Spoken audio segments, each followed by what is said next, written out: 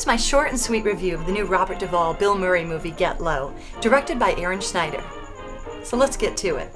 New Bill Murray movie, new Bill Murray movie, new Bill Murray movie! And Robert Duvall? Damn, he's the shit! Get Low is an indie movie inspired by the true story of Tennessee hermit Felix Bush Brazil, who threw himself his own funeral party while he was still alive. The movie is told like an old folk tale. If you're from a small town, then you will definitely understand this kind of mentality. No one in the town actually talks to Mr. Bush, played by the great Robert Duvall. They just talk about him and share outrageous stories. No one really knows the true man. That is until one day when Mr. Bush rides into town and has a visit with the local funeral director Frank Quinn, played by the very talented and oh so sexy Bill Murray. Okay.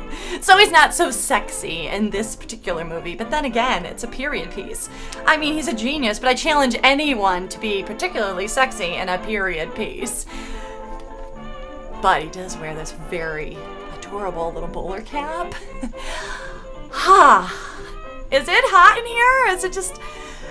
Okay, let's just go back to the clips and I will take a moment. Okay, so where was I? A hermit rides into town and hires a local funeral parlor director to throw him a funeral, and he is not dead. Good. Rounding out the cast are Lucas Black, who plays Buddy Robinson, the funeral director's assistant, and Sissy Spacek, who brings warmth to the story as Maddie Darrow, a widower who was once romantically involved with the old curmudgeon Felix. You want to be at your funeral party alive? But you can't have a funeral if you're not, deceased. Hold on now. It's a detail. Sounds like a pretty simple idea, but the depth that Aaron Schneider adds to these characters makes them real, and there's a sweetness to their sadness.